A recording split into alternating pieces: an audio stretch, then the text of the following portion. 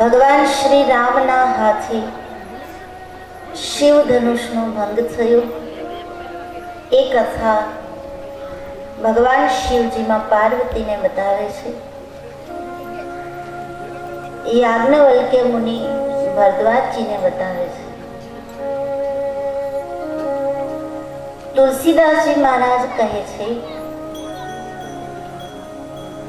કે ભગવાન રામ વિશ્વામિત્રજીની આજ્ઞાથી ઊભા થયા, ધનુષ ભંગ થયો. સીતાજીએ આવીને ભગવાનના ગળામાં જઈ માલા પહેરાવી. ત્યાં સુધી તો વાતાવરણ બરાબર હતું.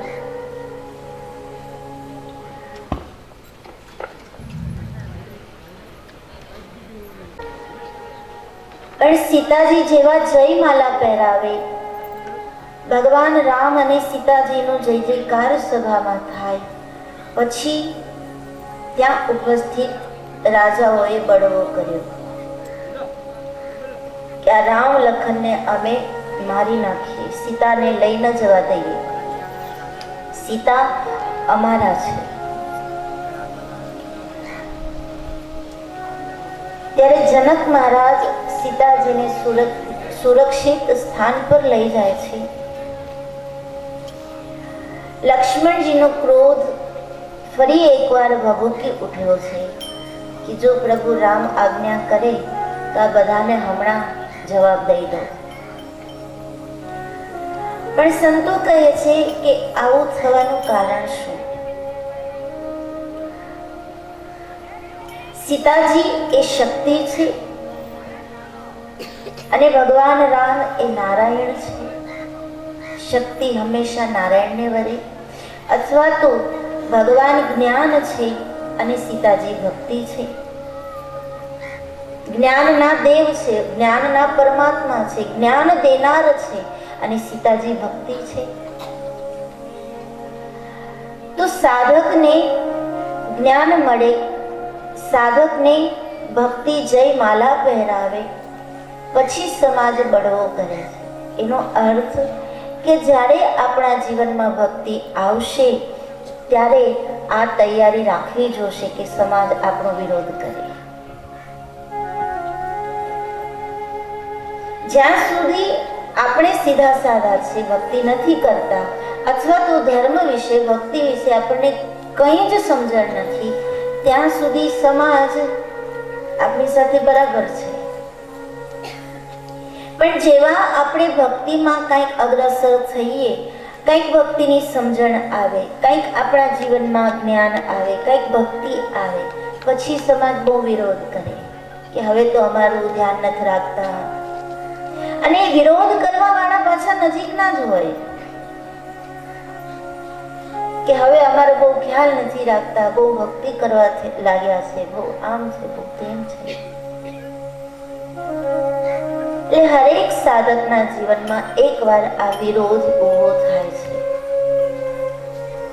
એ વિરોધથી ઘણા ડરીને પાછા પોતાની મૂળ સ્થિતિમાં આવી જાય છે. સમાજ વિરોધ કરે, સમાજ નિંદા કરે, એટલે નિંદાથી ડરીને, એ વિરોધથી ડરીને અને માણસો ભક્તિ છોડી દે છે. 2 દિવસ તમે કપાળમાં ચાંદલો કરીને નીકળો, ત્રીજે દિવસે કોક સામું મળે અને કહે કે તમે તો બહુ મોટા ભક્ત, એટલે ચોથે દિવસે આપણા કપાળમાં ચાંદલો ન હોય.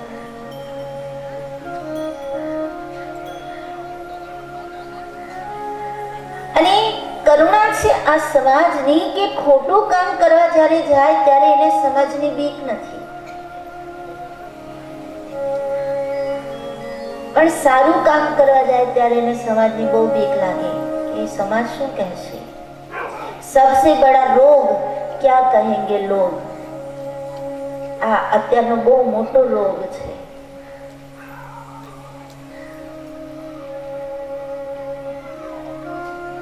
કોઈ દારૂ પીવા જતો હોય એને ડર લાગે છે કે સમાજ મારું શું કહેશે, સમાજ મારી કેટલી નિંદા કરશે, સમાજ મને શું કહેશે, મારું નામ ખરાબ થાય છે, મારું ઘર, મારો પરિવાર દુખી થાય છે. ત્યારે ચિંતા નથી, ત્યારે સમાજનો ડર નથી. પણ સારું કામ કરવા માટે માણસ 10 વખત વિચાર કરે કે સમાજ શું કહેશે. સબસે બડા રોગ ક્યા કહેંગે લોગ. બહુ મોટો રોગ છે સમાજનો. આ રોગ આપણે ઊભો કરીએ એની દવા પણ આપણી પાસે જ છે, પણ સમાજની બીકે આપણે કરતા નથી. બાકી આ નિયમ છે કે એક વખત ભક્તિમાં આગળ વધીએ અથવા તો ભક્તિ આપણા જીવનમાં આવે, ભક્તિ જય માલા પહેરાવે એટલે વિરોધ તો થવાનો. મીરાબાઈનો પણ થયો હતો, નરસિંહ મહેતાનો પણ વિરોધ થયો હતો.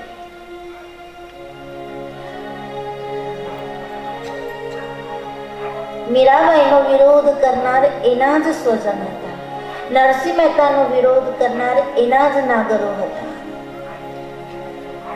પણ છતાં પોતાની ભક્તિ ન છોડી. તો આજે એ કદાચ નથી, સ્થૂળ દેહે નથી, પણ એના ભક્તિની સુવાસ આજે પણ છે, જીવંત છે. એટલે આ તૈયારી તો રાખવી જ પડે કે જ્યારે ભક્તિ આપણા જીવનમાં આવે ત્યારે સમાજ વિરોધ કરશે. અહીંયા પણ બળવો થયો છે કે અમે રામ લખનને મારી નાખીએ, સીતાને પરણવા ન દઈએ.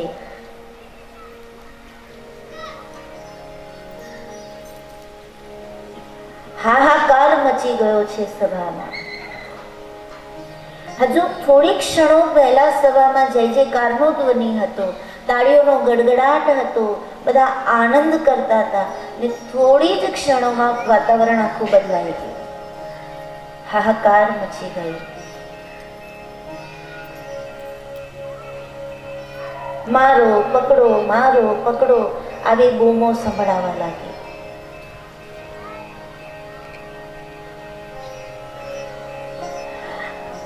સમાજ જ્યારે વિરોધ કરે છે ત્યારે સાચો માણસ એકલો પડી જાય છે અને વિરોધ કરનારની પાર્ટી વધી જાય છે.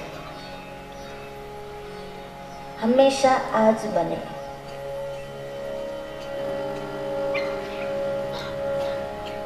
પાછા વિરોધ કરનારા જે હોય ને એમાંથી અમુક લોકો જાણે પણ છે કે આ ખોટું છે, આપણે જેનો સાથ દઈ રહ્યા છે એ ખોટું છે, આપણે એનો સાથ ન દેવાય એ જાણે છે, છતાં વિરોધીનો સાથ દઈ અને એક પક્ષ ઊભો થાય છે અને સત્યને સાથ દેનાર એકલો હોય છે.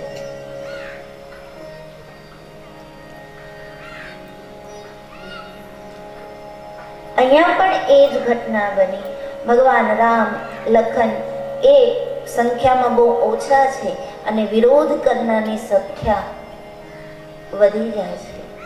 એમાં અમુક લોકો એવા હતા કે જાણે છે કે રામ સત્ય છે, અમે જેનો સાથ દઈએ છીએ એ ખોટું છે, છતાં શર્મે ધર્મે સાથે રહેવું પડે છે.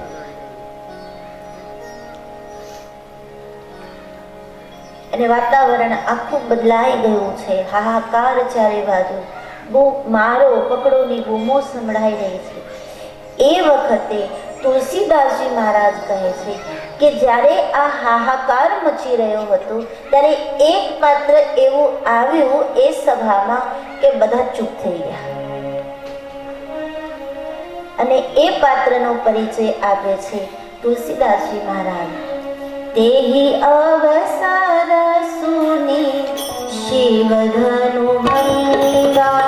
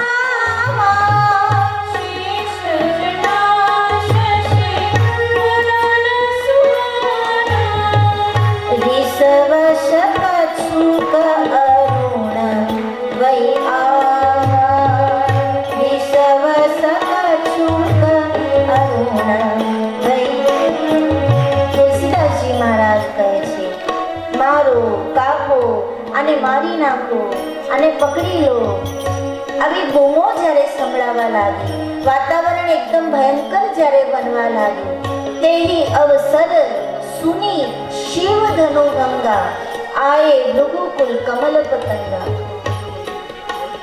ભૃગુકુલ નંદન ભગવાન પરશુરામ જેનું નામ છે, હાથમાં પરશુ લઈને સભાની અંદર જ્યાં પ્રવેશ કરે ત્યાં તો આખી સભામાં જે બૂમો સંભળાઈ રહી હતી એ એકદમ શાંત થઈ ગઈ. બધાના મોઢા બંધ.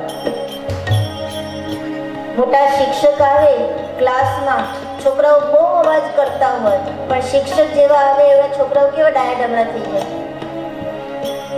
એમ અહીંયા હાહાકાર મચી રહ્યો હતો અને પરશુરામજી જેવા પ્રવેશ કરે, બધા શાંત, બધા ડિસિપ્લિનમાં ઉભા રહી ગયા, હાથની અદબ વાળે. કોઈ હતા ત્યાં ના ત્યાં, હથિયાર હાથમાં હતા એ છુપી રીતે ફેંકી દીધા.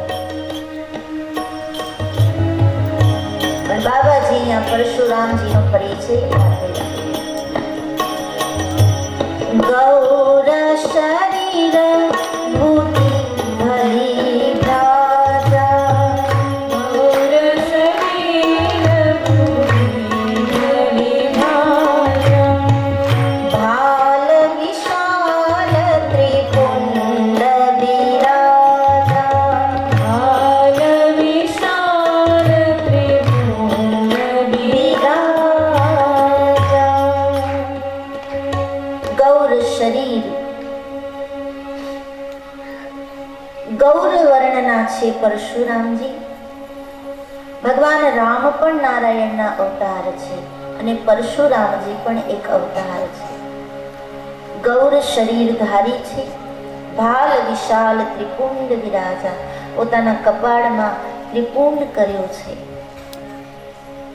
રામચરિતમાનસની અંદર આ એક એવું પાત્ર છે જેણે નિર્ણય કર્યો છે કે શાસ્ત્રો ધર્મ સ્થાપના માટે કેવલ શાસ્ત્રો એ પર્યાપ્ત નથી.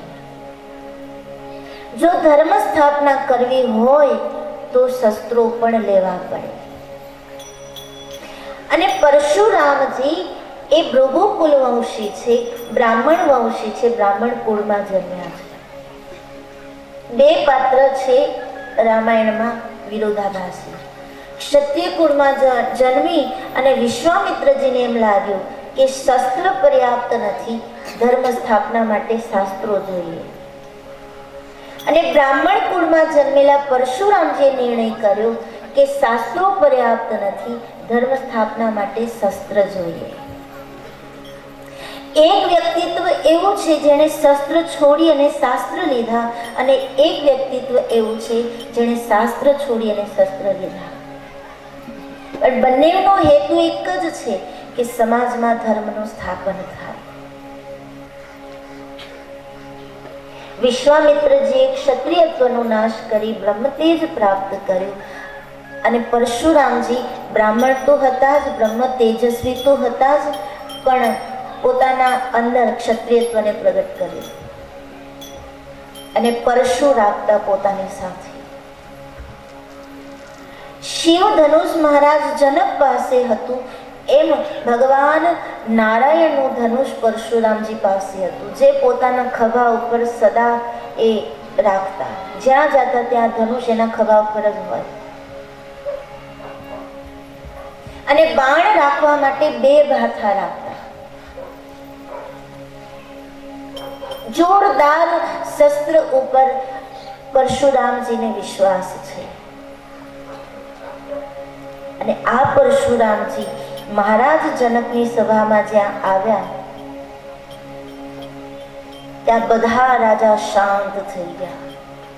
ભૂલાઈ ગયું કે અમે વિરોધ કરતા હતા, શાંત થઈ ગયા. પરશુરામજી આવ્યા, રાજા જનક પ્રણામ કરે છે. પરશુરામજી આમ પ્રવેશ કર્યો ને, હવે વિરોધ કરનાર તો કઈ ડિસિપ્લિનમાં તો ન ઊભા હોય, જેમ આવે એમ ઊભા હતા, જેમ આવે એમ બૂમો પાડતા હતા. આમથી પરશુરામજી આવ્યા એટલે જેવી ખબર પડી સભામાં એવું બધાએ રસ્તો આપી દીધો, સાઈડમાં ખસી ગયા અને રસ્તો આપ્યો છે. પરશુરામજીને પગે લાગે, જનક રાજા સ્વાગત કરે. પરશુરામજી બોલ્યા નથી, ખાલી આમ આશીર્વાદની મુદ્રા કરી કે હા હું આશીર્વાદ આપું છું, પણ એની નજર સભામાં ચારે બાજુ ફરતી હતી. જનક રાજા કહે, બાપજી આવો પધારો.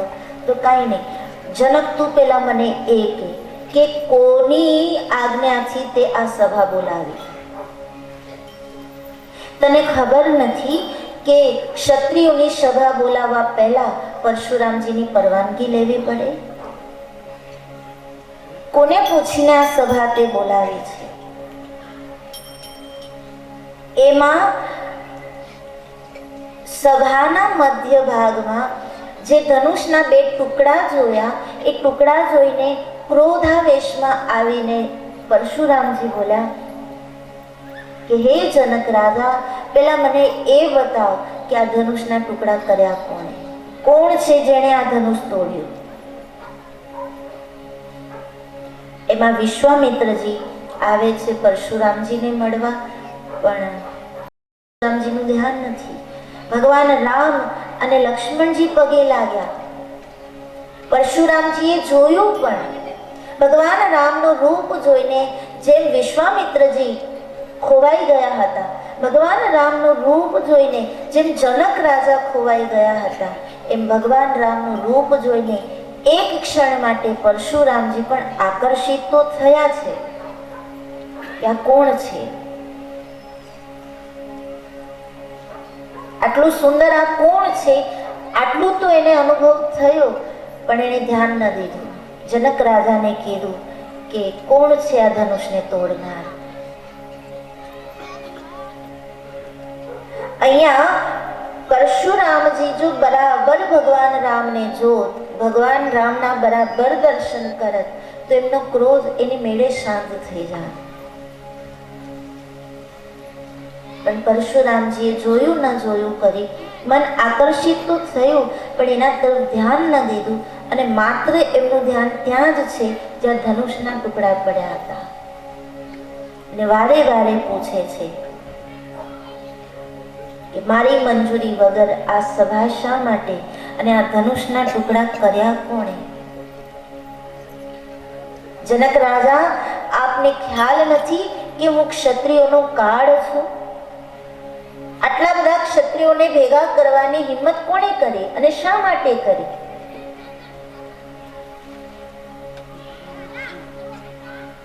ત્યાં તો જે રાજાઓ સભામાં હતા એ આમ થોડાક સંકોચાવા લાગ્યા કે આના કરતા તો આપણે પહેલા અહીંયાથી જતા રહ્યા હોત તો કમસે કમ પરશુરામજીના ક્રોધથી તો બચી જાત. હવે અહીંયાથી જવાશે પણ નહીં અને આપણને અહીંયા રહેવાનો કોઈ ફાયદો નહીં થાય. વાતાવરણ ગંભીર બન્યું છે. કહું જડ જનક ધનુષ કેહી તોરા. હે જનક, કહો આ ધનુષ કોણે તોડ્યું? જલ્દી બતાવો મને. આ તો મારા ગુરુનો અપરાધ કર્યો કહેવાય. શિવ એ મારા ગુરુ છે.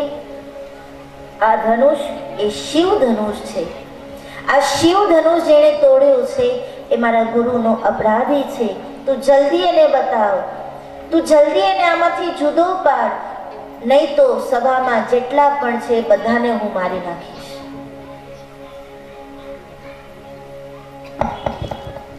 બધા રાજાઓ પછતાવા લાગ્યા કે જો પરશુરામજીનો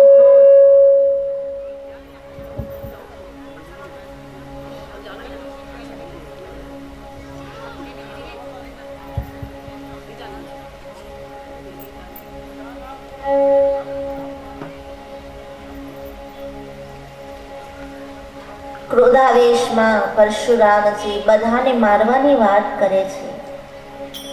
જનક રાજાને પૂછે છે કે તું એને પ્રગટ કર જેણે આ ધનુષ તોડ્યું છે. જનક રાજા વિવશ થયા કે હું એને કેવી રીતે પ્રગટ કરું, કારણ એ મારી દીકરી સીતાના પતિ છે. જો હું એને પ્રગટ કરું તો પરશુરામજી ક્રોધાવેશમાં શું કરે એ નક્કી નથી. એટલે જનક રાજા મૌન છે, વિશ્વામિત્રજી મૌન ઊભા છે. ધનુષના ટુકડા જોઈ પરશુરામજી ક્રોધાવેશમાં આક્રોશ કરે છે કે જલ્દી બતાવો મને કોણે તોડ્યું છે આ ધનુષ. ત્યારે રામજીને થયું કે પરશુરામજીનો ક્રોધ બધાને ભોગવવો પડે, એના કરતા હું આગળ આવીને કહી દઉં કે હા મેં તોડ્યું છે. અને ભગવાન રામજી આગળ આવ્યા. પરશુરામજીની આગળ આવીને ભગવાન રામ બોલ્યા છે, નાથ શંભુ ધનુ ભંજનહારા, નાથ શંભુ ધનુ ભંજનહારા, કોઈ હે કોઈ એક દાસ તુમ્હારા, કોઈ કોઈ દાસ તુમ્હારા. હે નાથ, હે પ્રભુ, હે પરશુરામજી, આ શિવ ધનુષને તોડનાર એ કોઈ એક તમારો દાસ છે જેણે આ કામ કર્યું છે. રામજીએ અહીંયા પોતાનું શીલ પ્રગટ કર્યું. શીલવાન માણસ જ દાસ તરીકે રજૂ થઈ શકે. કોઈ એક તમારો દાસ છે જે તમારી સામે ઊભો છે, જેણે આ ધનુષ તોડ્યું છે. મહારાજ, મારી સામે જુઓ. જો સામે જોઈ લે પરશુરામજી તો એની બધી સમસ્યાનો હલ આવી જાય. પણ રામજીની સામે પરશુરામજી જોતા જ નથી. રામજી વારે ઘડીએ કહે છે, નાથ શંભુ ધનુ ભંજનહારા, નાથ શંભુ ધનુ ભંજનહારા, કોઈ હે કોઈ એક દાસ તુમ્હારા, કોઈ કોઈ એક દાસ તુમ્હારા. પોતાને દાસ તરીકે રજૂ કરે, કબૂલ કરે છે કે કોઈ એક દાસ જે તમારી સામે ઊભો છે એણે આ ધનુષ તોડ્યું છે. પણ ક્રોધાવેશમાં ક્રોધની એવી પટ્ટી લાગી ગઈ છે આંખ ઉપર કે ભગવાન રામના શીલને, ભગવાન રામના પ્રભુત્વને પરશુરામજી જોઈ નથી શકતા. એને બોલ્યા છે, બાળક, બોલ્યા પહેલા વિચાર કર. સેવક હો સો કરે સેવકાઈ. દાસ હોય, સેવક હોય એ તો સેવા કરે, આવું ભૂલ ન કરે. ધનુષ ભંગ કરી અને દુશ્મનાવટનું કામ કર્યું છે. અને રામ જેણે ધનુષ તોડ્યું એ તો સહસ્ત્રાર્જુન કરતા પણ મારો દુશ્મન છે. સહસ્ત્રાર્જુન કરતા પણ વધારે એને હું મારો દુશ્મન માનું છું. હું એને છોડીશ નહીં જેણે આ કામ કર્યું છે. ભગવાન રામની સામે ઉગ્ર બની, એકદમ આક્રમક બની, આક્રોશમાં પરશુરામજી જ્યારે બોલવા લાગ્યા ને ત્યારે લખન ભૈયાથી ન રહેવાનું. વિશ્વામિત્રજીને કહે, પ્રભુ, આ મુલાકાત ખોટી કરાવી. આ બાપજીની સામે તમારે મને મૂકવો જોઈએ, તમે રામને ક્યાં મૂકી દીધા? મને આજ્ઞા દો તો હું આને જવાબ આપું. અને વિશ્વામિત્રજી ઈશારો કર્યો, હા લખન, બરાબર છે, તમે જાઓ. અને લક્ષ્મણ ભૈયા આવ્યા એટલે રામજી સમજી ગયા કે મારો લખન બાપજીને પૂછ્યા વગર ન આવ્યો હોય. લખન આવ્યો છે, વિશ્વામિત્રજીની રજા લઈને આવ્યો છે, એટલે રામ એની મેળે પાછળ ખસી ગયા અને હવે લખનજી આગળ છે. લક્ષ્મણજી આવ્યા, પરશુરામજીની સામે આવીને ઊભા રહ્યા અને સૌથી પહેલું વાક્ય જે બોલ્યા એનાથી પરશુરામજીના ક્રોધની અગ્નિમાં ઘી હોમવાનું કામ કરી દીધું. લક્ષ્મણજી આવીને બોલ્યા, બહુ ધનુ તોરેવું લરિકાઈ. મહારાજ, નાનપણથી આજ સુધી અમે આવા તો કેટલાય ધનુષ તોડી નાખ્યા, રમત રમતમાં ધનુષને તોડી નાખ્યા છે. બહુ ધનુ તોરેવું લરિકાઈ, કબહુ ન અસરીસ કિન્હી ગોસાઈ. કેટલાય ધનુષ અમારા હાથે તૂટી ગયા, આવો ક્રોધ તો તમે ત્યારે ક્યારેય ન કર્યો, અને આજે જ આટલો ક્રોધ શા માટે? ત્યાં સુધી તો વાંધો નતો, પણ પાછું ઉપર એમ પણ બોલ્યા, ઈહી ધનુ પર મમતા કેહી હેતુ. આટલી બધી મમતા આ જ ધનુષ પર શા માટે છે? અને કોઈ સાધુને કોઈ એમ કહી દે કે તમે આટલી બધી મમતા શા માટે રાખો છો, તો એ સાધુ માટે ગાળ દીધી કહેવાય. આવા તો કેટલાય તોડ્યા, ત્યારે ગુસ્સો ન આવ્યો, અને આ એક ઉપર આટલી બધી મમતા. ત્યાં તો પરશુરામજીનો ક્રોધ ભડકે બળવા લાગ્યો. બાળક, તું શું બોલે છે? આવા કેટલાય તોડી નાખ્યા, એનો અર્થ કે તું જે તીર કામઠાથી રમતો હતો અને શિવ ધનુષ, આ બેમાં કોઈ ફરક નથી. તે તોડ્યા હશે એ તીર કામઠા હશે, અને આ તો મારા પ્રભુ, મારા ઈષ્ટ, મારા ગુરુ શિવનું ધનુષ છે. એ બંનેમાં ફરક તો ખરો ને? લક્ષ્મણજી કહે, બાપજી, અમને તો એમ કે બધા એક જેવા હશે. અને બાપજી, અમે ક્ષત્રિય પુત્ર છે, અમે રમકડાથી ન રમીએ, અમે પારણામાંથી નીચે ઉતરીએ ને એટલે તરત જ ધનુષ હાથમાં લઈને રમીએ. ને રમતા રમતા આવા તો કેટલાય તોડી નાખ્યા, તો આ એક તૂટેમાં શું નવાય? અને તમને આટલી બધી મમતા શેના માટે છે? પરશુરામજી કહે, ધનુ હિ સમ ત્રિપુરારી ધનુ. એ તમારા તીર કામઠાની સામે મારા પ્રભુ શિવનું ધનુષ ન આવી શકે, એના કરતા ક્યાંય ઊંચું છે. તમે મારા ગુરુનો અપરાધ કર્યો છે. લક્ષ્મણજી બહુ બોલ્યા છે. ત્યારે પરશુરામજીને ક્રોધ આવ્યો અને કહે છે કે આ બાળકનું મૃત્યુ આજે મારા હાથે લખેલું છે. આ બાળકને કોક સમજાવો કે મારી સામે ન બોલે, નહીં તો મારા પરશુથી હું એનો વધ કરી નાખીશ.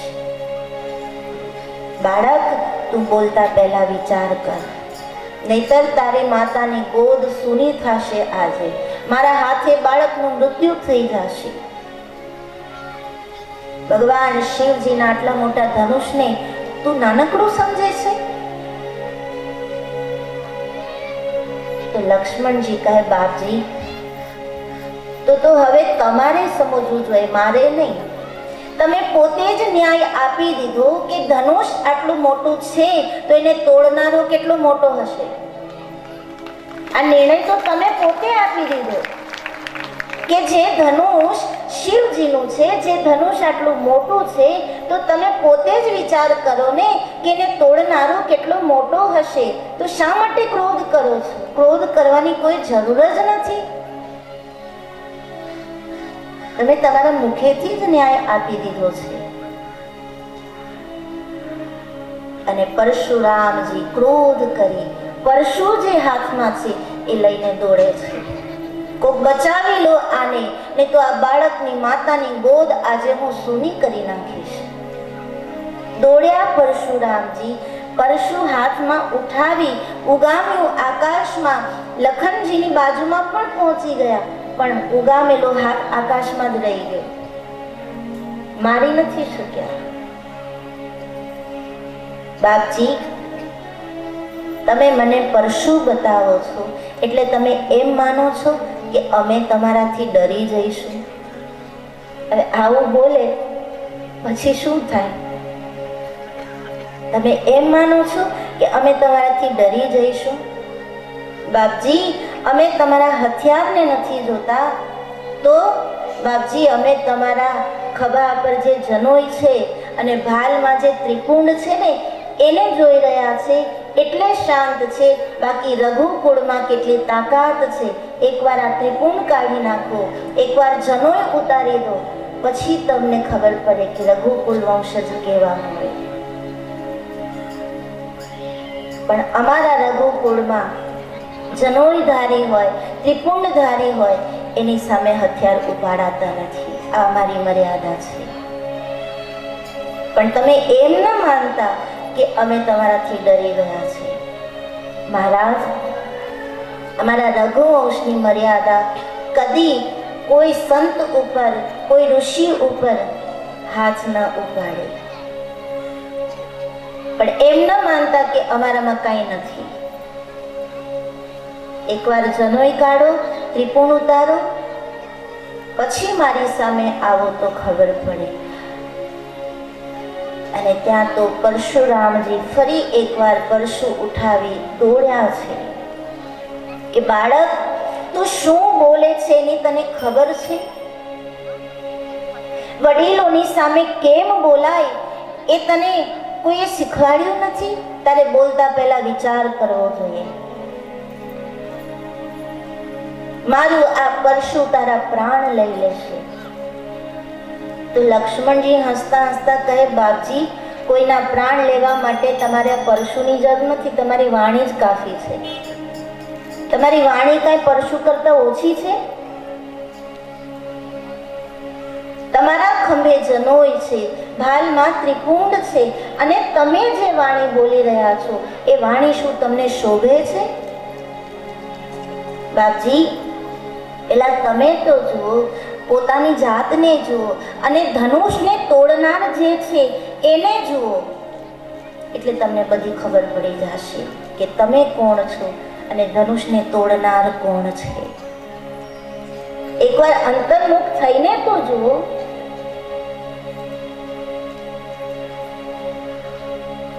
બાહ્ય ક્રોધ કરવાથી કાંઈ નહીં મળે બાપજી, પણ અંતર્મુખ થઈને જોવો તો તમને બધી ખબર પડી જશે.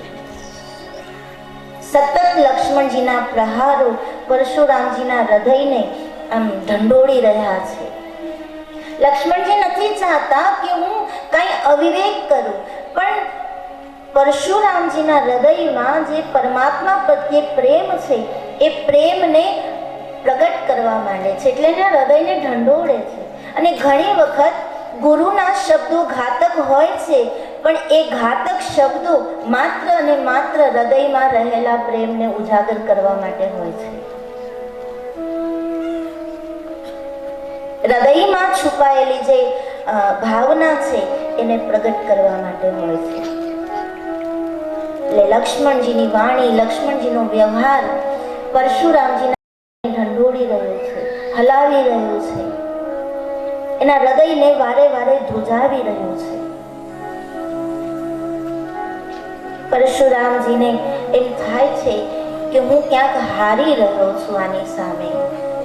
એટલે વારે વારે પરશુ ઉપાડે, લક્ષ્મણજીની સામે દોડે, લક્ષ્મણજીને મારવા જાય, પણ મારી નથી શકતા.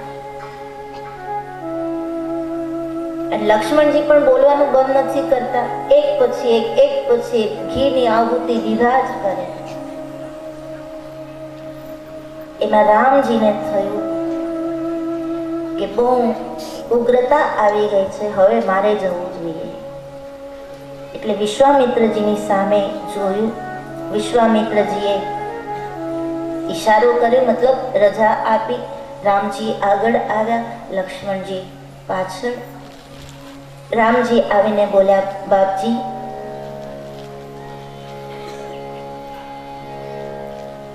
શિવ ધનુષને તોડનાર આ અપરાધી તમારી સામે બેઠો છે. ગોઠણિયા વાળીને રામજી બેસી ગયા અને કહ્યું, તમારે મારવું જ છે ને, ઉઠાવો તમારું હથિયાર. હું તમારી સામે છું, મેં ધનુષ તોડ્યું છે, મારું મસ્તક તમારી સામે છે, ઉતારી લો. જો મારું મસ્તક ઉતારવાથી તમને શાંતિ મળી જતી હોય તો હું નમીને બેઠો છું, કાપી નાખો. પણ આ ઉપાય નથી બાપજી. લક્ષ્મણ મારો નાનો ભાઈ છે, એણે તમારું કંઈ બગાડ્યું નથી. એ બોલે છે પણ એ કોઈનું બગાડતો નથી બાપજી. અપરાધી તો હું છું. મને મારીને તમને જો શાંતિ થઈ જતી હોય તો મને મારો, મને શાપ આપો, મને દંડ કરો, મારું મસ્તક ઉતારી લો. જે કરવું હોય તે કરો. કર કુઠાર આગે યહ શીશા. હું સામેથી મારું મસ્તક તમારા ચરણે ધરાવું છું. પણ મહારાજ, અપરાધ એટલો બધો મોટો નથી જેટલો ક્રોધ તમે કરી રહ્યા છો.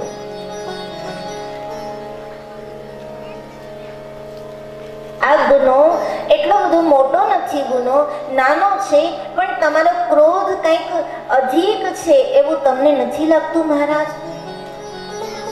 છતાં અમે રઘુકુલના પુત્રો તમારી સામે નતમસ્તક બનીને બેઠા છે. મહારાજ, ઉતારી લો અમારું માથું જો તમને શાંતિ થતી હોય તો. પણ બાપજી, અમારા રઘુકુળમાં બ્રાહ્મણો ઉપર, ભક્તો ઉપર, સંતો ઉપર કદી હુમલો થતો નથી. અમે સામેથી આવતો ઘા પછી સંતનો હોય, બ્રાહ્મણનો હોય, ઋષિનો હોય તો એ સહી લઈએ છે, પણ સામે ઘા કરતા નથી, કારણ અમે રઘુવંશી છીએ. માટે મને મારવાથી તમને શાંતિ થતી હોય તો મને મારી નાખો, મારું મસ્તક ઝૂકેલું છે. પરશુરામજી અહીંયા ક્રોધી છે, પણ ભગવાન રામ અહીંયા શાંત છે. પરશુરામજી ક્રોધના આવેશમાં શું બોલે છે, શું કરે છે એનો ખ્યાલ નથી, પણ ભગવાન રામ પોતાના શીલથી, પોતાના સ્વભાવથી શાંત ચિત્તે વાતાવરણને અંકુશમાં કરવાની કોશિશ કરે છે, શાંત કરવાની કોશિશ કરે છે. બાપજી, બહુ ક્રોધ એ સારો ન કહેવાય. અતિ ક્રોધ પાપ કર મૂલા. અતિ ક્રોધ એ પાપનું મૂળ છે. અતિ કામ એ પાપનું મૂળ છે. અતિ લોભ એ પાપનું મૂળ છે. મહારાજ, હવે અતિ થાય છે અને અતિની કોઈ ગતિ નહીં. તમારા ક્રોધને શાંત કરો. મારું માથું ઉતારી લો, નહીં તો તમે કહો તમારો ક્રોધ ઉતરે કઈ રીતે, એવું હું કરું. બાકી હવે અતિ થાય છે. હવે બસ. પોતાના શીલથી મર્યાદાપૂર્ણ વાણી ભગવાન રામ પરશુરામજીની સામે બોલી રહ્યા છે. પણ પરશુરામજીનો ક્રોધ કોઈ વાતે શાંત થતો નથી. લાલ પીળા થઈને પરશુરામજી ક્રોધાવેશમાં ધ્રુજી રહ્યા છે અને બોલ્યા, રામ, તે ધનુષ તોડ્યું એનો તને આટલો બધો ગર્વ થયો? આટલો બધો અહંકાર છે તને કે તારા હાથે ધનુષ તૂટ્યું એટલે તું શું પોતાને શિવ સમાન માને છે? ગમે તે હોય, પણ શિવ ધનુષ તોડનાર એ મારો દુશ્મન છે અને મારા દુશ્મનને હું નહીં છોડું. અને નહીં છોડું. ક્રોધ આવ્યો, ક્રોધ રામ ઉપર ઉતારે ત્યાં લક્ષ્મણજીને થયું કે મારે જવું જોઈએ, પણ રામજીએ ના પાડી કે હમણાં નહીં. રામજી કહે, બાપજી, અમારાથી યુદ્ધ ન થાય. અમે આપના ચરણે છીએ. આપ અમારું મસ્તક છો. મસ્તક અને ચરણને કદી યુદ્ધ શક્ય જ નથી. આપ મસ્તક સમાન છો અને અમે આપના દાસ ચરણ સમાન છે. આટલું કહી અને ભગવાન રામ થોડા ગર્ભિત વાક્યો બોલ્યા છે કે મહારાજ, એકવાર મારી સામું તો જુઓ. ખાલી એકવાર મારી સામે દ્રષ્ટિ કરો, અને એ દ્રષ્ટિ પણ જેવી તેવી રીતે નહીં. એકવાર મારી સામે જોઈ મને તમે નિહાળો અને જુઓ. ગોઠણિયા ઘેર ભગવાન રામ બેઠા હતા. ભગવાન પરશુરામજીને કહે છે કે એકવાર તો મારી સામે જુઓ. અને જેવી પરશુરામજીએ દ્રષ્ટિ કરી કે ભગવાને પોતાના ખભા ઉપર જે વસ્ત્ર હતું ને એ આમ દૂર કર્યું અને બતાવ્યું કે મહારાજ, તમારા કુળમાં ભૃગુ મહારાજના ચરણ ચિહ્ન હજી અમે છાતી પર લઈને ફરીએ છીએ. અને જ્યારે ભૃગુ ઋષિએ ચરણ લાત મારી છતાં અમે ક્રોધ નહોતો કર્યો, એની સેવા કરી હતી, એ અમે છીએ. સંતોને માનનારા છીએ. તમારા કુળના ભૃગુ કુળના તમે છો. તમારા કુળના ભૃગુ ઋષિ જ્યારે લાત મારે ત્યારે પણ અમે એની સેવા કરી હતી, તો અમે તમારી સામે કેવી રીતે યુદ્ધ કરીએ? અને છાતી ઉપર ભૃગુ ઋષિના ચરણની નિશાની જોઈ અને આના ગાત્રો ઢીલા પડી ગયા. હાથમાં પરશુ હતું એ નીચે પડી ગયું અને પરશુરામજીને નક્કી થઈ ગયું કે આ બ્રહ્મનો અવતાર છે. ક્રોધાવેશમાં હું સમજી ન શક્યો કે બ્રહ્મનો અવતાર થઈ ચૂક્યો છે. હાથમાંથી પરશુ પડી ગયું. જે આંખોમાં ક્રોધની અગ્નિ વરસતી હતી એ આંખોમાંથી અત્યારે પ્રેમ નહીં અશ્રુધારા વહેવા લાગી અને પગમાં પડી ગયા. લાકડી જેમ પડે એમ પરશુરામજી પગમાં પડી ગયા છે. પરશુરામજીને એમ થયું કે મેં આ બહુ મોટો અપરાધ કરી નાખ્યો. હું બ્રાહ્મણ છું, હું બ્રહ્મ તેજધારી છું, હું તેજસ્વી છું, ભૃગુ કુળનો વંશજ છું અને હું નારાયણને ન ઓળખી શક્યો. પછી લખનજીની સામે જોયું તો દર્શન થયા શેષાવતારના. ત્યારે પરશુરામજીને પોતાની ભૂલ સમજાણી કે આ તો બહુ ખોટું થઈ ગયું. ઘણીવાર માણસ ક્રોધાવેશમાં ગમે તેમ બોલી જાય, ગમે તેમ વર્તન કરી જાય, પણ પછી એને ખબર પડે છે કે આ બહુ ખોટું થયું છે.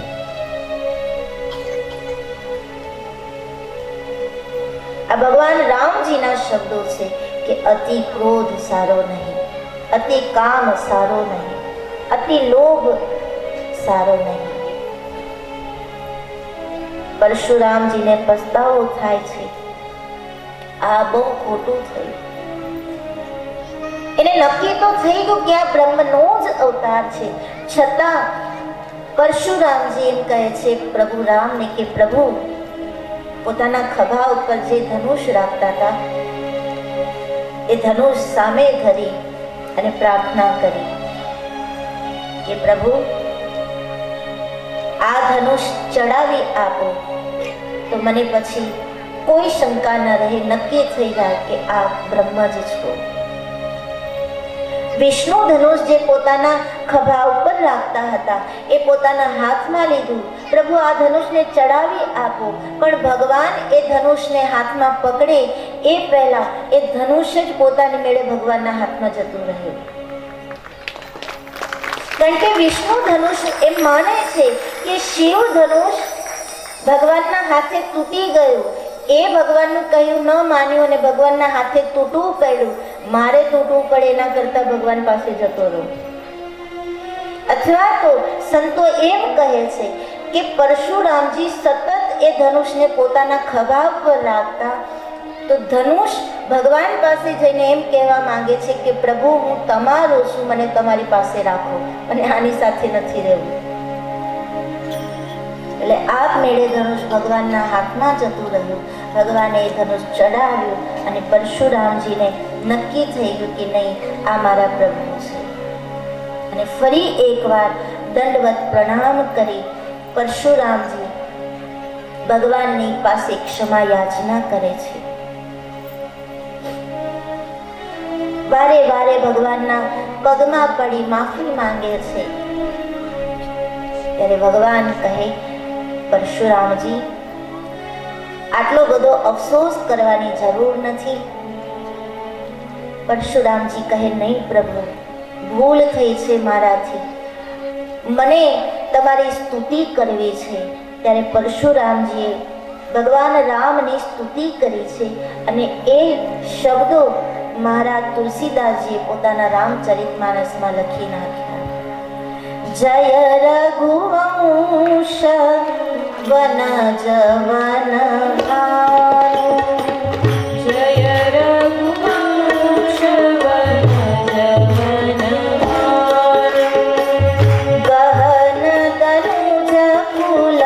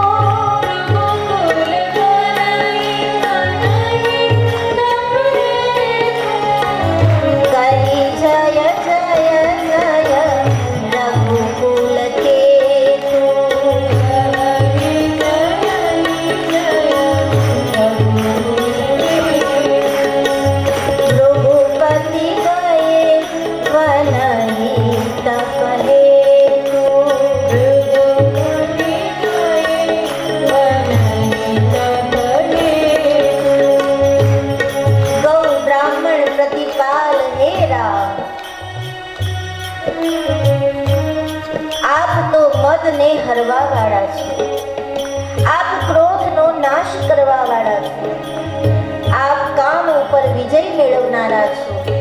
કહી જય જય જય રઘુકુલ કેતુ, રઘુકુળના આપ વંશજ છો, રઘુકુળના આપ પતિ છો. રઘુવંશને આપે એટલો બધો ઉજાગર કર્યો છે કે આપના શીલથી, સ્વભાવથી આખું રઘુકુળ પૂજાઈ ગયું, આખા રઘુકુળનો જય જયકાર થયો. પ્રશંસા કરી પછી ક્ષમા માંગી કે પ્રભુ, અજ્ઞાનતા વશ થઈ મેં ન કહેવાનું કહ્યું. લક્ષ્મણજીની સામે જોઈ બે હાથ જોડીને લખન મૈયા પાસે પણ ક્ષમા માંગી કે મેં આપને બાળક સમજ્યા, બાળક સમજીને ન કહેવાનું હું તમારી સામે બોલ્યો, પણ હે લખન, હે શેષાવતાર, મારી અજ્ઞાનતા સમજીને મને ક્ષમા આપજો. હું જાણી ન શકું કે તમે કોણ હતા. આપણે જેને નાના સમજીએ છીએ એ ઘણી વખત આપણાથી ભૂમિકામાં બહુ ઊંચા હોય છે. માટે દ્રષ્ટિથી જોઈને નિર્ણય ન કરી લેવો કે આ માણસ કેવો છે. જોઈ જોઈને હોરીએ જાતું એમ કીધું છે સંતવાણીમાં. બહુ જોવું, બહુ તપાસવું, પછી વર્તન કરવું. ઘણી વખત અજ્ઞાનતાવશ આપણાથી જો કોઈ અપરાધ થઈ જશે તો ભગવાન એ અપરાધને ક્ષમા નહીં કરે. હે લખન ભૈયા, અજ્ઞાનતાવશ હું તમને બહુ બોલ્યો, બહુ મેં કીધું, મેં તમારા ઉપર પરશુ ઉઠાવ્યું, પણ ભૈયા મારી અજ્ઞાનતાને તમે ક્ષમા કરજો, આ દાસને ક્ષમા કરજો. ભગવાનની પ્રદક્ષિણા કરી, ભગવાન પાસે ક્ષમા યાચના કરી અને પરશુરામજી વનમાં તપ માટે જતા રહ્યા. જય જય જય જય રઘુકુલ કેતુ, જય જય જય જય રઘુકુલ કેતુ. રઘુપતિ ગાય બની તપ હેતુ, રઘુપતિ ગાય બની તપ હેતુ.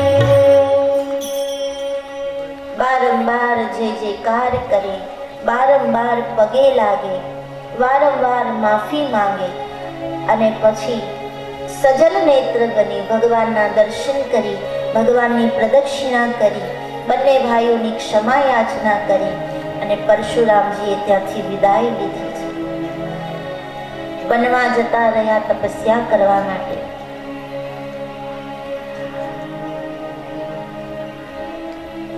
ત્યારે વિશ્વામિત્રજી બોલ્યા કે હવે બધા વિઘ્નો ટળી ગયા. સીતા અને રામને એક થવા માટે જે જે વિઘ્નો આવવાના હતા એ બધા આવ્યા અને બધા ટળી ગયા છે. હવે કોઈ વિઘ્ન નથી, હવે કોઈ વાંધો નથી. આ વિઘ્નો કયા હતા? તો ક્રોધ ઉપર વિજય થઈ જાય, ધનુષના ટુકડા એટલે અહંકારના ટુકડા થઈ જાય, પછી આ સાધકની સુરતા પરણવા માટે લાયક બને છે. ધનુષ એ અહંકારનું પ્રતીક છે. સુરતા પરમાત્મા સાથે પરણે એ પહેલા એ સુરતામાંથી અહંકાર જવો જોઈએ. એટલે ભગવાને ધનુષના ટુકડા કરી નાખ્યા. ધનુષના ટુકડા થયા એટલે પછી સુરતા ભગવાન સાથે પરણવા માટે લાયક બને છે. પણ સુરતા અને પરમાત્માના લગ્ન થાય એ પહેલા સમાજનો વિરોધ ઉભો થયો કે આ લગ્ન અમે થવા ન દઈએ. કોઈ નિંદા કરે, કોઈ વિરોધ કરે, કોઈ કાંઈ કરે, કોઈ કાંઈ કરે. અને સાધના પંથમાં એમ કીધું છે કે જ્યારે સાધક સંપૂર્ણ રીતે પરમાત્મામાં પરોવાની તૈયારી કરે, પરમાત્મા સાથેના લગ્ન થવાની તૈયારી થાય, ત્યારે દેવતાઓ પણ આવીને વિઘ્ન કરે છે, દેવતાઓ પણ પરીક્ષા કરે છે. એટલે પરશુરામજી આવ્યા. એક જાતની પરીક્ષા જ હતી આ. પરશુરામજી આવ્યા, એ વિઘ્ન પણ ટળી ગયું.